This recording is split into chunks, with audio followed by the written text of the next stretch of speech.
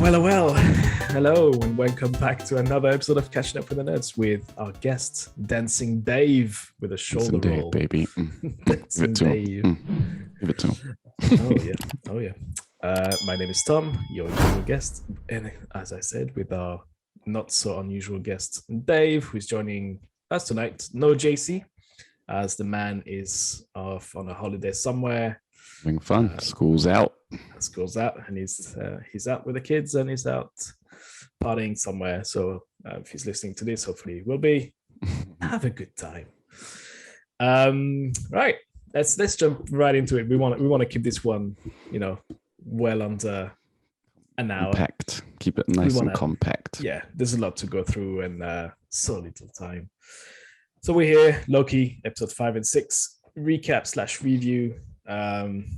So for those who are listening, as usual, we are not a spoiler-free podcast. We will spoil the hell out of this. We will talk about details. We'll talk about themes, things we liked, things we disliked, and a whole bunch of other stuff.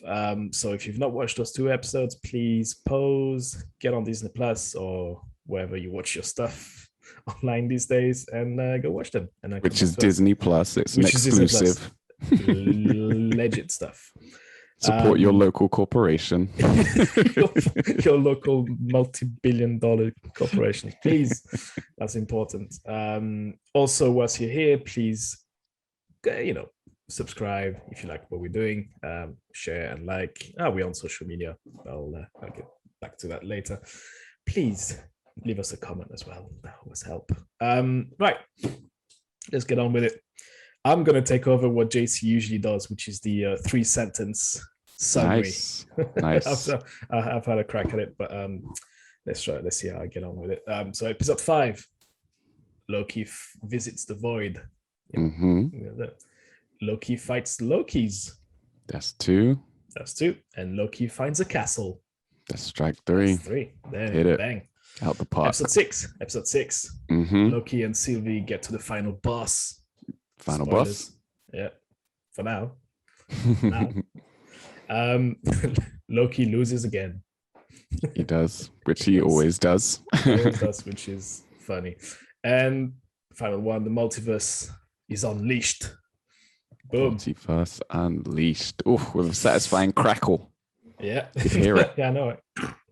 I do enjoy those crackles when it happens. I find it satisfying. Actually, that's why Emily said when I was watching it, she was, "Oh my god, it's so satisfying to see those branches." I'm like, "Yeah, sure."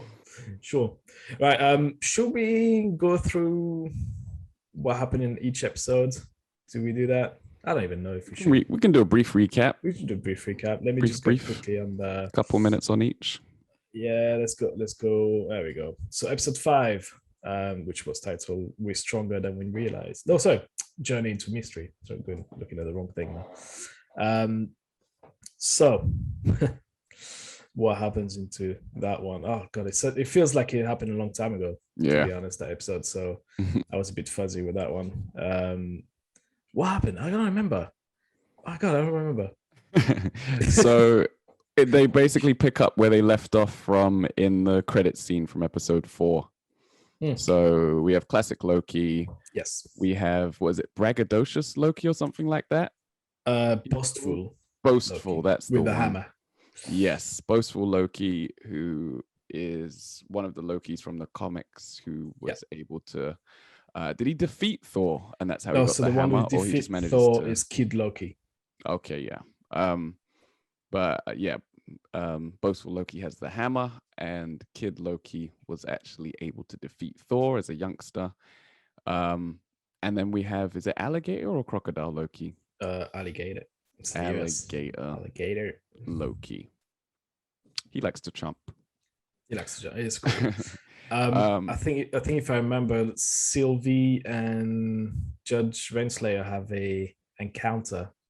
And Sophie decides to prune herself. Sylvie eventually prunes herself after Renslayer asks her to join her side and help her find out, like get to the bottom of everything together.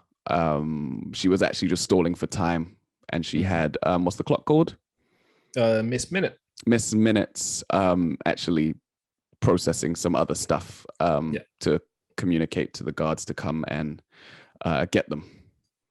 To come and get Sylvie, sorry. So she prunes herself. She ends up with the Lokis. And eventually, I think Mobius joins them as well. Yep, Mobius just running there. They get in a car. Yes, and they find car to the rescue. Where the car came from, no one knows. Don't care.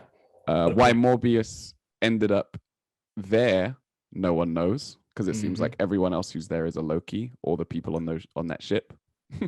Well, it is mentioned that it's a vast place. I mean, it's massive. That you cannot understand how big it is, it's weird that from all of the places where he ends up, it's full of Lokis. It's just the only one. Maybe he's a Loki variant. Just doesn't know it.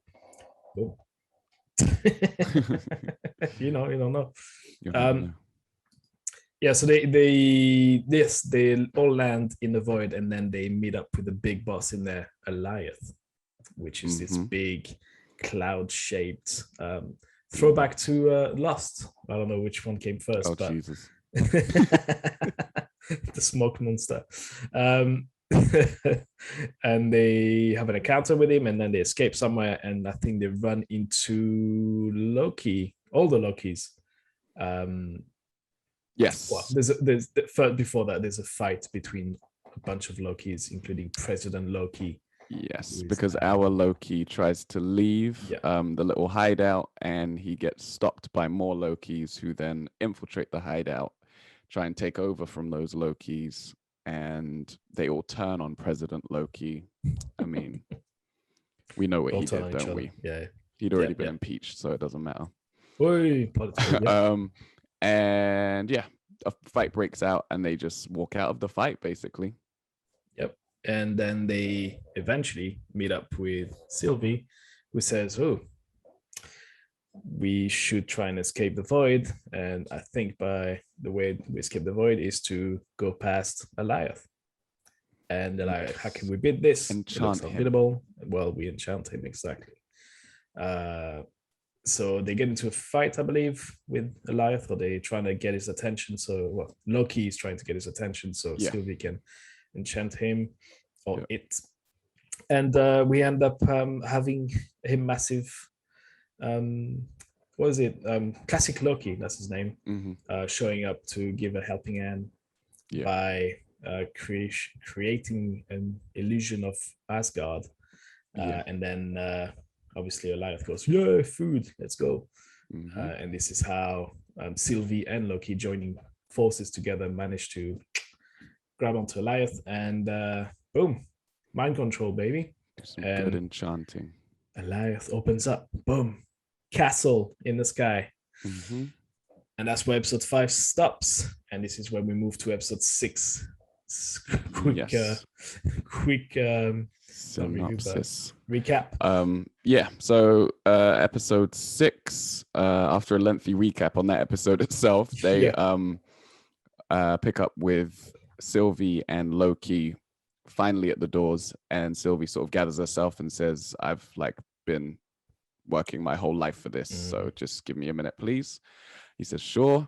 Eventually they walk through the doors, and they're in this creepy castle, and they're greeted by Miss Minutes, the least creepy thing around. That's what you want. She pops up and tells us that the big boss, who she refers to as he who remains, knows that they're here, and that he'd like to make them a deal, an offer, to have basically anything they wanted. So Sylvie Loki could go back to being Thanos. a child. Loki can defeat Thanos, can win the Battle of New York, anything they want, basically. And they say no. Which leads them to the next room. It's like a video game, that bit. It's like first mini boss, Miss Minute, out the way. And then go. And then we get introduced to a big one. He who remains. He who remains. Is who he is. It's who he is, but no one said what his name was. No, not yet. So I think at that moment we just see him, and we cut back to the TVA where we get to see what's his face, Mobius coming back from the void and confronting Ravon Renslayer. Yeah, Renslayer. And then he's trying to prune her after a little discussion about betrayal. Yep. Which was a good conversation. I actually enjoyed that, how the dynamics of broken friendship there. Yeah. That was quite a cool one. She was acting her butt off in that scene as well. Yes.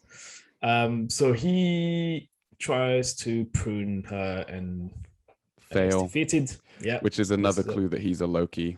Yeah, because he loses again. And then she goes in search of free will by going through one of those time doors. We don't know what that means. Obviously, in the comics, she's a love interest to our new big boss. Well, to Kang, who isn't the big boss, because we don't know what the big boss's name is yet. The K word. So she's a love interest to Kang. So the interesting thing about that was that she asked for some details from Miss Minutes, and Miss Minutes gave her something different. And then she goes off on that mission that she says is for free will, which is ironic because later on, he who remains laughs at the idea of free will. Exactly, which is interesting, to say the least. But I'm now almost more invested in finding out where she's gone. Oh yeah, that's one of the big mysteries, I think. Yeah. And then I think right after that we go back to the castle in the sky and resume the discussion between obviously there's an introduction between Sylvie, Loki, and he who remains, about free will, and then he goes into another proposition, right, which is you take my spot and you keep business rolling, because within the discussion he makes clear that he had, the whole story was, back in the future, in the 31st century, there was him as a scientist discovered multi-universes or multiverses, and they all meddled in each other's lives. He's him as in all the variant versions of himself, shared a bunch of scientific knowledge, and they they're all buddies. It was all good. And then there was other versions of himself that were horrible people, and it started a how's it called, multiversal war, yeah, where they were all trying to protect their own universe and basically trying to protect their own universe and conquer the other universes. Exactly. They just saw it as more to conquer. I don't know why these variants are so into conquering. There must be something in the name. Indeed. No spoilers. So that being the underlying issue there is it was like I had to create one timeline, the sacred timeline, and I had to create a TVA to get everybody else in check, and every other timelines that will happen due to a Nexus event gone. Yes. Which obviously would be a massive no-no for Sylvie, because her life has been destroyed by that very reason, those very actions. So she's like, but then Kang, he who remains, comes back with another offer, and he says, look, you guys can kill me and start the multiversal war again. Sylvie, you can get your revenge, but by enacting your revenge, you'll be creating a massive mess. Yes. The other side of the coin is, you can leave me be. So you can take my spot. Sorry. Yep. And my work continues. Carry on. My work continues, and everyone's safe. So choose your poison, basically. So what do you want? Which led also to another great bit of discussions between the two Lokis. Between one who is clearly the Loki we know has changed and he's not interested in power, but that's what he says. But I'm sort of leaning towards like he's not talking shite anymore. Yeah. I think I'll believe him. So he's not interested in taking the throne. He's not interested in powers. He's actually interested in Sylvie. So he's trying to help her. But then Sylvie's like revenge, because that's all she's been planning on for all those years and centuries. Yeah. So and it it's had right there for the taking. One of my favorite lines in the episode, which is after he says that I've been you and that they should just do the right thing in this situation. And she says she's scared, I think she says. And he says, it's because I can't be trusted and you can't trust. Yes. Yeah. Bang. Mic drop. Just that it was great. That those lines there, all of the discussions that were happening around that bit in the castle. That's not a castle, anyway, but in the citadel. That is, it's. I thought that was very well written.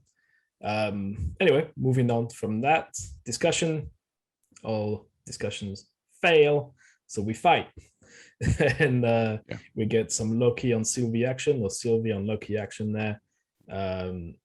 And again, Smooch. we can they kiss, but then they fight, or they fight and then they kiss. I can't remember what order it was, but regardless of that, Loki loses. Yes, gets teleported back to the TVA. And then she turns and stabs he who remains. Yep, right in the chest, right in there. And what it does, obviously, it unleashes the multiverse, and you see it happening behind and through the window, and things gets crazy. We are then moved back to Loki. I think we cut back to Loki, who's now back at the TVA, like you said, and he's trying to warn B-15 and Mobius that he who remains. He's dead, right? Oh, that's all. It's all a mess. I can't remember what he says exactly. Yeah. But then, final twist, they don't recognize him. They don't recognize him. Which I was like, no, this is too harsh. And then we see Loki's face as he discovers a giant statue of Kang, who remains. He who remains at the TVA. At the TVA. Which has replaced the three heads, or the three three being statue that was there before. Yeah, so the Timekeepers statues are no longer there. Yeah. Boom, cut to black. Season 2 announced. In the credits. In the credits, so it's quite cool. I was not expecting that. I didn't read anything about Loki season 2, so I was like, oh yeah, cool, awesome. So I guess I don't know where that slots in within the entire phase 4, like if it's after what movie, but yeah, because the big question is, okay, if he's been, because that's the other weird thing, and I think this is part of what we'll be discussing in the theme section, time travel and time manipulation. It gets very complicated. And she kicked him to that timeline before she stabbed Kang. So he who remains. Does that oh my gosh. Yeah, I don't even know who Kang is. Yeah. He who remains was stabbed. So why does that mean that existing timelines were changed by the split? Well, that's what it's showing us. It's showing that an existing timeline was changed by the split because he was kicked there before that happened, unless they're showing us a different Loki and a different TVA. It could be a different Loki. It could also be that, do you remember during that discussion, there's one moment where they go past the threshold. Yes. He mentions it himself. And he doesn't know what's going to happen. Yeah. So I think the split happened then, not when he got killed. I think it's like, well, now it's happening. Yeah. You hear thunder, you hear like crackling noises. Yes. And it's like, okay, it's already splitting. So that's what happens. That's a good, very good point. I think that's what happens there. It's like, because I when I watched it for the first time, I was like, oh, hang on, this is a bit weird, it's inconsistent. But then I realized, yes, it's true.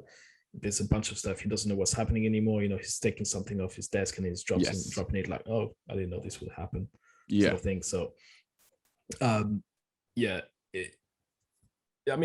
could. That's the thing. There was actually an interview of Kevin Feige now saying that he's had to sit down today or last week at some point to discuss with everyone at Marvel about time travel and multiverses and how complicated it is and how they're going to navigate go ahead with it and go back and forth with, so you can easily create a massive mess. And how people are looking, like we do, looking into these things and they go like, whoa, that doesn't make sense. This doesn't make sense. Yeah. Yeah. Right. I will say let's go into the things we liked about those 2 episodes, and actually maybe go into no, we'll keep that for the end. But let's stick to what we liked about those 2 eps. Maybe more concentrate on a bit more on episode 6 because that was a finale. So I'm gonna go ahead with the thing I liked was obviously the introduction of well, the introduction of Jonathan Majors, as an actor, and and so that's one big plus I had about that episode is 100%. him, the introduction of his character, the introduction of him as an actor, and then how good of an actor he is. I think I was saying you yesterday, I was like, I actually got my first screening of the episode, I was literally taking, I couldn't listen to anything else. I was watching him act, and I was like, oh no, I wasn't listening to what he was saying. Like I was like, I didn't actually analyze or anything what he was saying. So I was like, he's so taking his character from one bit to another, going and then flipping it again. And I was like, is he actually crazy? Or is he a genius? Or is he? So he goes from like one phase to another, and I was like, wow, the guy can act like no one else I've seen so far. Well, there's a lot of great actors in the Marvel universe, but like him, I was like, whoa, as an introduction, like he set himself like to pretty high standards, I think. So I don't know what you thought about him as same. I thought he was spectacular. He was so captivating and so engaging, like you said. Like you hung on his every word, and like when he's talking, there's pretty much complete silence outside of them trying to attack him. Yeah. It's just like they're hanging on every single one of his words as well. And it somehow doesn't ruin the pace. It doesn't take away from the show, even though it's essentially, those scenes are essentially a villain monologue. Yeah, of course. Right? He sits them down, he explains certain things to him. Every now and again, they try to question certain bits, but he takes them on a journey, and we get taken on that journey as well. And if you even, I know you're big on direction and things like that. If you look at the camera work for a lot of that scene while he's sitting at the table, the camera is facing him. Yeah, he's facing us, and that does two things. It makes it seem like it's theatrical performance in a theater. It's not shown from like a third person view. It's almost shown from a second person view, and we are the Lokis. And then if you've noticed as well, the camera moves towards him a lot, and then comes back out when he's sort of done. And when we're about to cut back to the Loki's faces, it's quite funny, as I've noticed. It's like he's talking about something and slowly zooming into him. As in, like, almost as if he was taking you into that rabbit hole of his thought process. Like, this is what happened. This is why I've done this. So even as a director, the little cartoons to supplement, or not cartoon, but you had the little animations, action, the animations there to supplement what he was saying as well. It was super captivating, super impressive. And it's going to be interesting to see how they handle the character of He Who Remains, because there's going to be variants. And that it'll be interesting to see how they handle that, because he might have to play multiple roles that could all be different. Which is what we said again yesterday, and I was like, it would be such a flex if they hired like all of the greatest black actors of all time. Like, one variant is, because obviously the Loki variants are different actors, all of them, apart from President Loki. Which, if you think about it, it's a bit weird because everybody else is different, looks different, and acts different. Again, I wouldn't be mad going either ways, right? Like, if they stick with him as a single actor doing all of the variants, it looks like he can carry everything. He could do, like, it looks like he's got a wide range of acting abilities, so it would be okay for him to take on all of these. But then I think it's Marvel. It's just flex, like, let's put Samuel L. Jackson, like I said, like anyone there's a great black actor, just like have a go at it. Like, I mean, that would be great. The only issue I would have with that is then it would mean that that's their Marvel role and that's it pretty and then much. that's it. And then they're done. So like they couldn't use Samuel L. Jackson because he's Nick Fury. Well, yeah, but that could be another strange flex. It's like, look, in another universe, Nick Fury is actually Kang. It's like, okay. And actually, if you go through the comics and the history of Kang, a lot of characters turned out to be a version of Kang later on. Yeah. So yeah, that could happen. One of I don't know, but so going back to him as a, and that's something I actually like also with the acting, but the way he's written. So obviously, he's got this role where you don't really know what to think about him, because he goes back again. He calls himself a dictator almost at one point. And it's like, but he seems to be. It's the one thing I like is like it's a lot like Thanos, where Thanos, you think about what he's like, he's a murderer, but then among a lot of discussions I've had with other people that were watching those films, they're like, well, he's got a point, it's like he had an ideology. Yeah, he's got like his idea was like, well, actually, his solution, well, what he's planning on doing is horrible, obviously, because it's like, well, you gotta murder half of the population. It's like, yeah, like completely random. Okay, cool, thanks for that. But it's still killing billions of people. But then where he got from A to B in his thought process is like, well, if you carry on this way, there's not going to be anything nice for anyone. So this is what I'm thinking. So a lot of people I was talking about, discussing that philosophy with, they were like, well, this sort of has a point, it's horrible, but hey, you do what you got to do. It's a horrible thing. And it's the same thing with Kang. Again, when you're like, well, actually, yeah, it's horrible because it's like he's deleting lives that have not done anything. Yeah. But he's, the end product of what he's doing is stability, peace. Yeah. But he's achieving peace by doing horrible things. And again, that's what I like about not only that Kang as a bad guy in Thanos, is like it seems to be a constant within Marvel, which is like, but they're all in that gray area. Like even the heroes are all navigating throughout,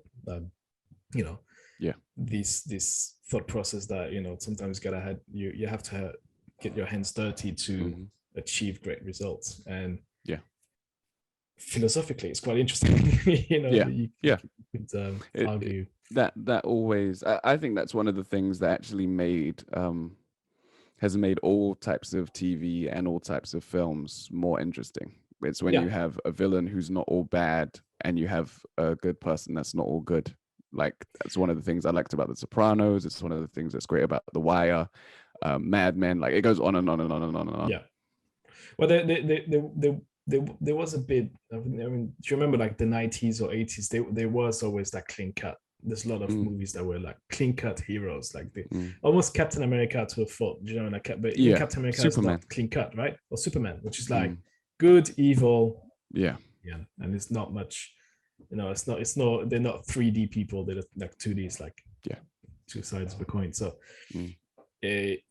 I'm glad we get that from the bad guys also, because we used to get those bad guys who comes like, I'm coming here to take over your planet. Yeah. Like, fine. Let's fight. Let's do another this. One. You another one. Did you not talk to the previous guy? No. Well, there we go. So there's a lot of if you're interested in philosophy and things like that, there's a lot you can analyze or overanalyze in the Marvel universe, and this is one of those. Right. Anything else you like from that? Yeah, I did. We referred to it already, but what's her name? Gugu's performance as Renslayer. Yeah, she I thought that she stepped it up a little bit in this episode, and I'm intrigued to see where it takes her, character. I assume she's going to be confined to the show, but you never know with Marvel. Where else she might pop up. She's actually if you I think the whole time we kind of question her motivation, but I think in this episode they kind of crystallize that actually she wants to know who's in charge, and she wants to continue to be in charge of whatever it is that she can be in charge of. And intriguingly, that sounds a lot like a conqueror, doesn't it? Well, so that's exactly that. That's that she looks like she's been familiar with his tactics and familiar with who he should be and who he is. And I actually did a little bit of research, and in the comics, she is one of the Kang variants. There is a certain comic book run where she is a Kang variant. So it'll be interesting to see if she takes on that mantle at some point in the Loki TV series or elsewhere. So maybe she's got a more a bigger role in season 2. Maybe that's where we'll catch up with her. Yeah. I'm gonna go with. Are you? No, go. I was going to go with one more thing that I really liked is the obviously the introduction of the multiverse, like the introduction, the proper introduction to it. Yes. And all of his concepts, and also they were touching upon Nexus events, so they took their times in a couple episodes to explain to you what that means, and also all the variants. So I was thinking a lot about after episode 6. I was like, oh, there you go. That's opening the door wide open for those Spider-Man variants, which isn't going to happen because they came out and said they're not doing that. Why would they lie? And then, which also, funny enough, if you cast your mind back to WandaVision, Quicksilver, yes, your variant, so it kind of confirms what we were thinking about in a couple episodes of that show. So I'm quite happy they took their time within the Loki thing. Well, they used Loki, the Loki series, as a good way to explain what the concept is, because it's not straightforward. It's not something that can be explained in 2 lines. In the next Spider-Man film, it's got to be properly introduced and make sure that people are on board with it. And that's why I thought they did a great job with that. It's something I really liked. It's interesting that they did it this way also, because it means that if you're going to carry on watching the films and following the films, you have to watch Loki. Otherwise, you're not going to understand why there's multiple Spider-Men. But that was announced about a year or 6 months, or leading up to the launch of Disney Plus. They said, look, you have to watch the series because there are things you're not going to understand in the movies. Yeah. Which was a great marketing move. But also, it makes sense if you're going to have an outlet to put all your shows there. You don't want those shows to be uninteresting and have non-events happening within those episodes, right? If you're like, well, now let's follow, Spider-Man into being a friendly Spider-Man guy. Which is kind of what they did with Marvel Agents of S.H.I.E.L.D., right? They made it in a way that you didn't actually have to watch it. And there were little things that the films affected in the show, but there wasn't really anything that the show affected in the films. And they're not doing that this time. So that, and again, it's like I said, it's a marketing decision. It makes sense. Like if you want to get people on your platform, you want to give them something for the money they're paying, right? You want them to. So, and it's a very low risk for Marvel anyway, that move of adding more stuff in there, because they know people like us will get Disney Plus because you want to watch it. Like you'll never get enough of it. Let's move on as we're pressed for time. Let's move on with the things we didn't like. And I only had one actually for episode 6. And it has improved, but it's still not great. It's the fight choreographies. So like the fight scene with Loki versus Loki, or Loki versus Sylvie, it was the best fight scene, including Loki. But he's still not a great dancer, I was going to say, but a great fighter. So it looked fine in that final fight scene, but the rest of them, that's more of a season 1 recap of one thing I didn't like is the fight scene. It sounds trivial, but I was like, stop fighting, please. Just use your face to resolve things. And then I'm gonna add one more thing that I was putting in there, but that's for my wife. So she was like, why did they get Sylvie and Loki to kiss? She was like, no, don't want to see that. Don't want to see that. But I don't know why. she said that, so I'm just going to drop it in here. I didn't mind it, but yeah, they did. Well, they hinted at that earlier in the season as well, didn't they? That they were like falling in love, and yeah, I don't know. I don't know if it was really necessary, right? Is it? I mean, maybe that is part of the entire thread, right? That if they eventually fall in love, it's going to be them kissing that ultimately leads to the end of the TVA in their timeline and the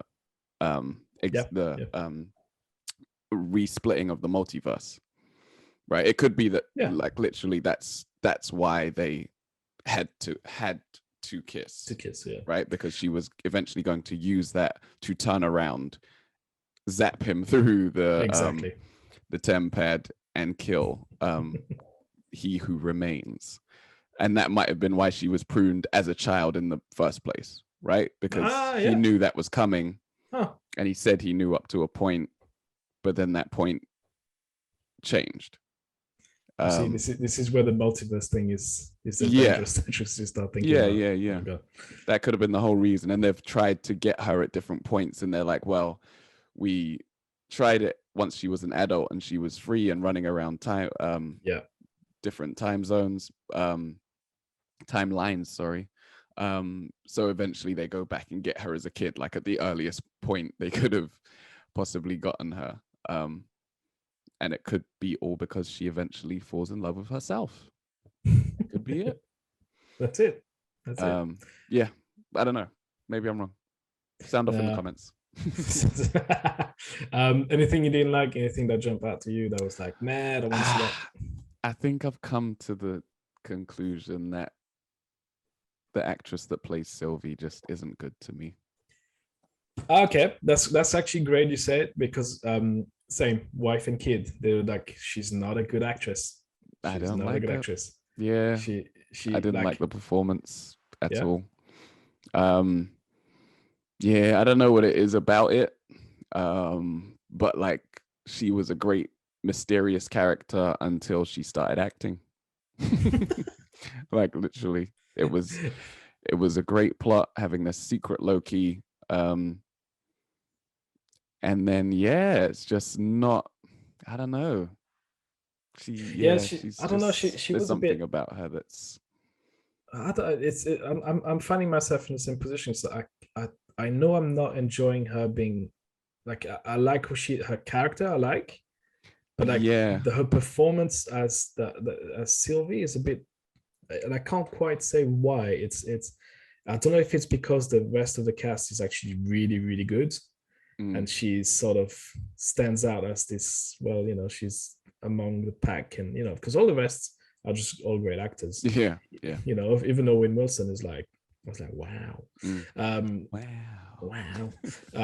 That was like, well, he even himself in those roles, he was really good. He was convincing. I actually forgot it was Owen Wilson. I was like, this, which what you want for big names. But for her, I don't know. There's something that's it doesn't really stick. It doesn't really work.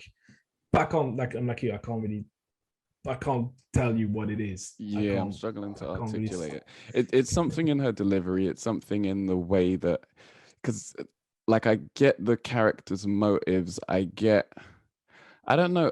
I maybe I just don't believe that the character is her portrayal is as dark as the character's past is. Right? I don't believe that she is the girl who spent her entire life not being able to trust anyone, running from everyone, and living in catastrophic events. Yeah, right? Like that's she's essentially a time traveling Black Widow. Oh my god, could be.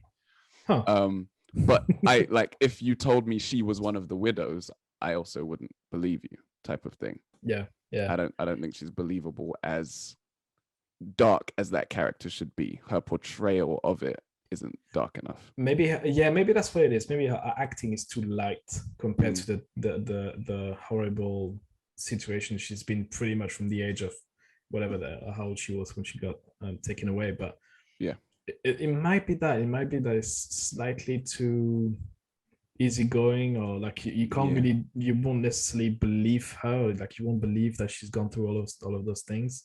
Yeah.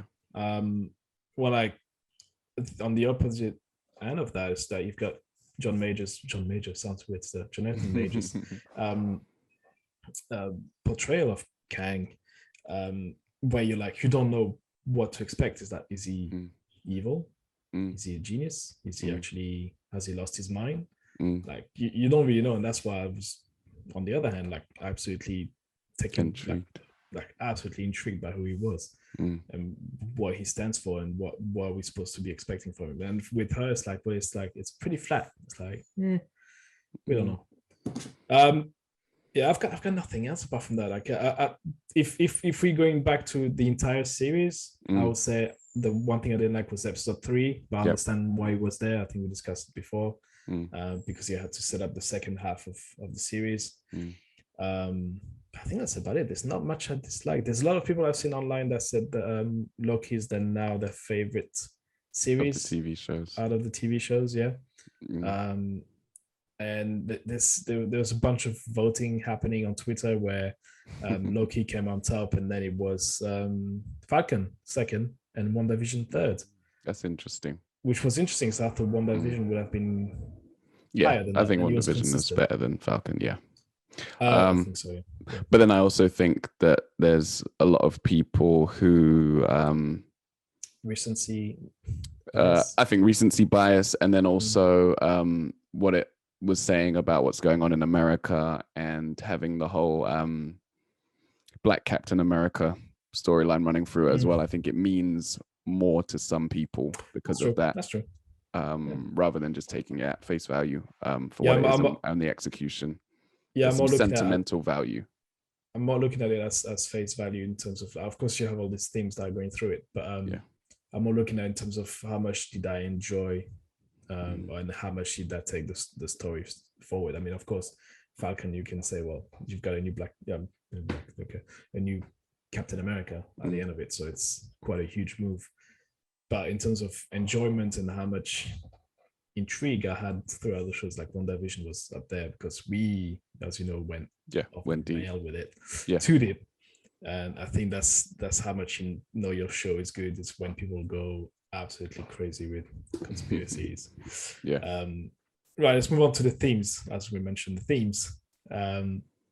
I thought the two themes, obviously, from that episode, so obviously free will versus fate, and again, dictatorship versus democracy, which are, well, especially the dictatorship one is again very relevant to what's going on throughout the world at the moment, and I thought that was very relevant to have it. You know, you choose, like we said earlier on, what form of evil do you prefer? You know, do you want to go with what you already know, but fully knowing what's going on in the background? You know, or do you go with a new one and that might invite something far worse within the vacuum that you've created by removing the former dictators? So it's always choose your poison, like we said before, and I thought that was a pretty strong thing. I don't know, free will. I think the free will thing was again throughout episode 6.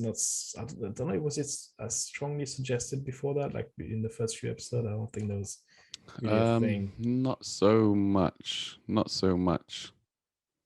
Outside of the reveal in episode 3 that the agents are real people who have been taken from their timeline. I think that's when the switch is done. Had their memories wiped. That's when it changes, right? Because then B15 wants to know what happened to her, and well, she knows what happened to her when she was enchanted, and she's shown a time that that happened before she became an agent. God, it's so interesting. Again, it's a lot of, surprisingly, a lot of philosophical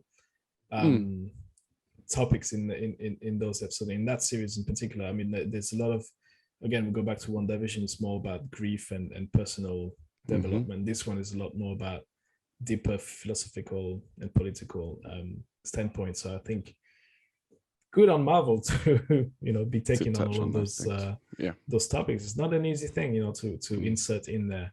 But again, I think it stems from what they are trying to do with their heroes and their bad guys. It's trying to be a bit more context and a bit more depth to them.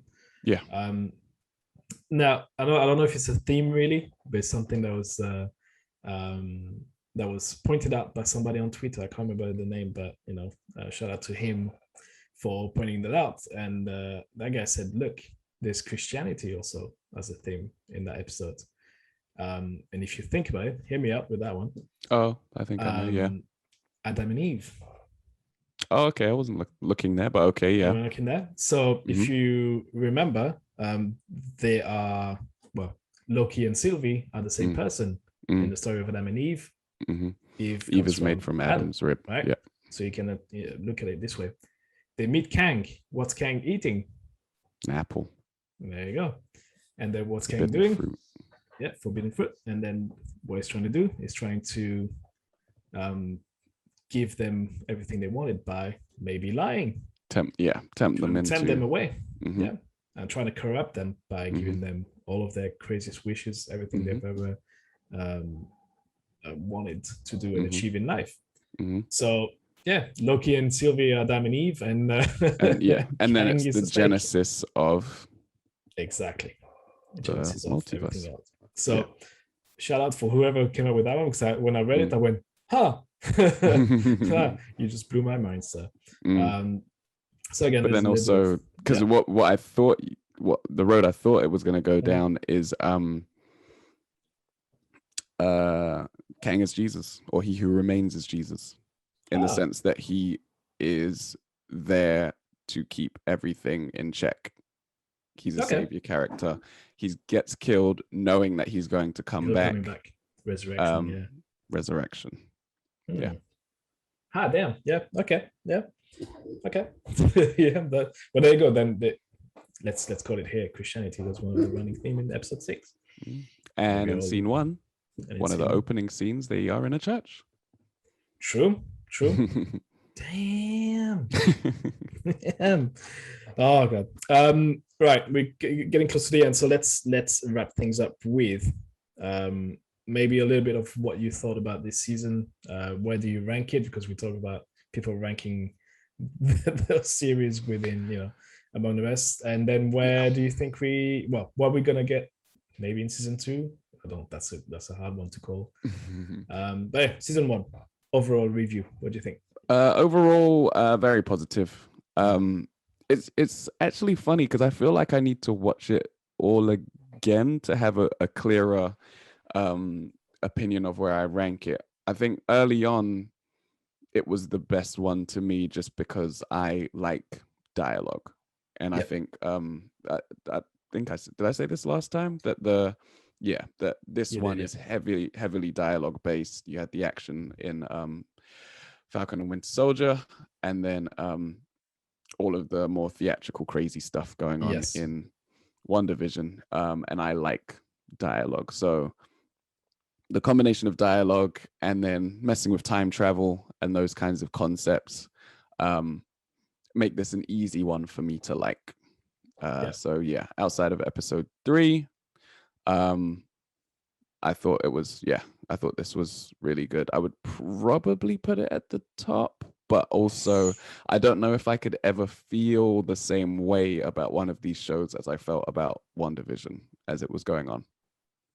Same. There was something so fresh about trying to figure out everything that was going on and all of the mystery shrouding every episode and every character and every decision and every and the creativity thing in the background. I feel like that, like from a nostalgic level, I'll be more nostalgic for WandaVision than I'll ever be for Loki. But yeah, I think this was very, very interesting.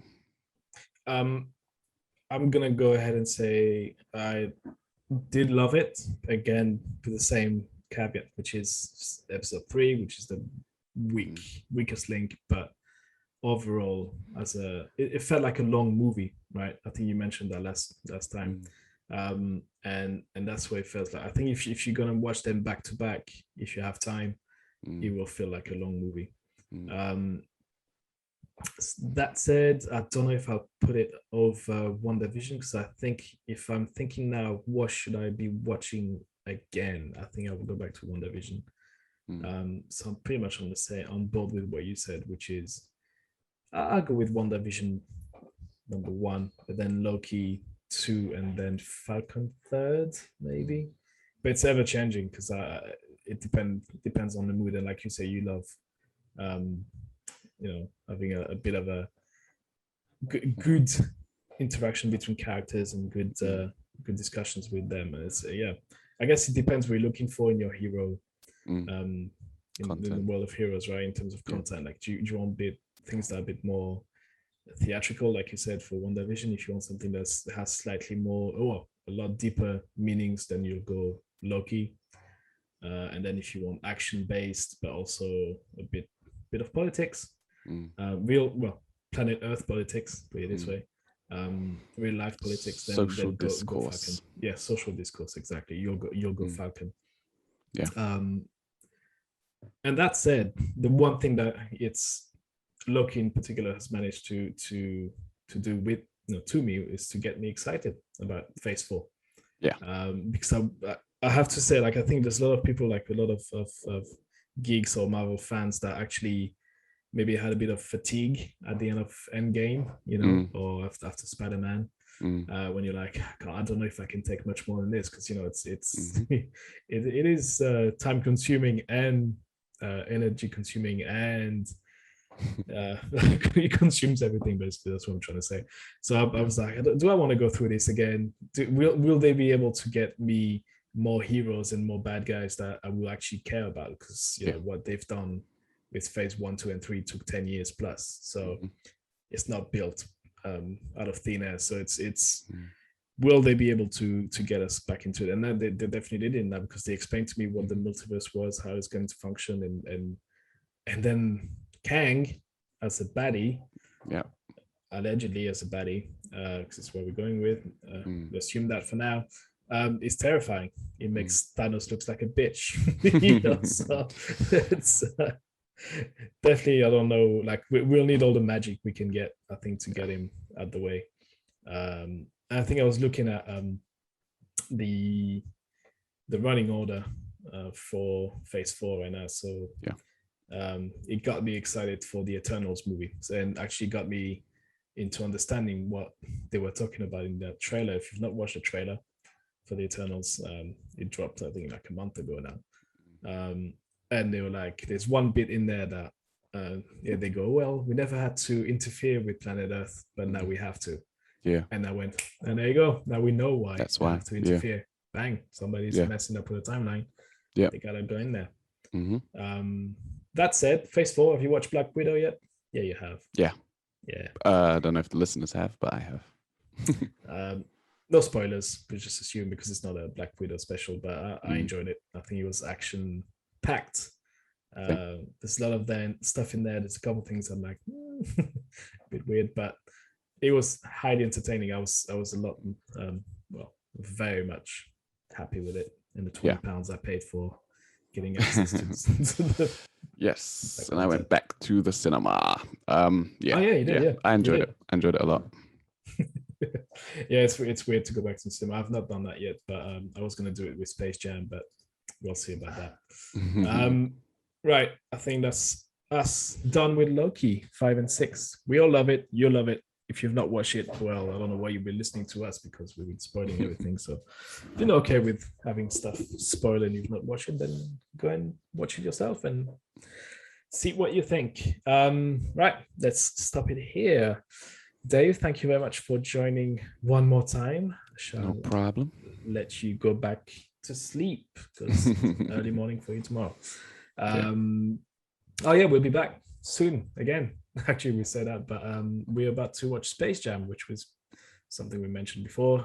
We are going to have a crossover episode with your guys and my guys. Yes. It's going to be a Grit and Grime versus Catching Up with the Nerd crossover battle, whatever you want to call it, 2-on-2 action. Where we'll talk about Space Jam. Was it New Legacy? LeBron New James. Legacy. LeBron James. We might talk about the original Space Jam with Michael Jordan, the real GOAT. So looking forward to that. So I don't know if it'll be next week or the week after, but it's coming soon. Coming soon. Anyway, my Dave, thanks again. Do you want to plug in whatever you already plugged in your other podcast? Well, yeah. So the crossover's coming up. We cover basketball seemingly year-round now. We have some, obviously, NBA Finals content coming up, and then we'll be covering the Olympics as well. So even if you're not into basketball, if you're someone that only tunes into sports during the Olympics, I know there's a lot of you out there. Yeah, we'll be covering the basketball content. So tune into the Grit and Grime basketball podcast for that. In the words of PDD, can't stop, won't stop. Talking basketball. Anyway, thanks for listening to this episode. Please like, share, subscribe, leave a comment. We are Catching Up with the Nerds. We are everywhere on social media. So if you just look up Catching Up with the Nerds, we'll be there. In the meantime, you have yourself a good one, and we'll be back at some point next week. Talk about something else nerdy. We don't know what it is yet, but we'll find that out soon. Anyway, thank you very much, everyone, and we'll catch you soon.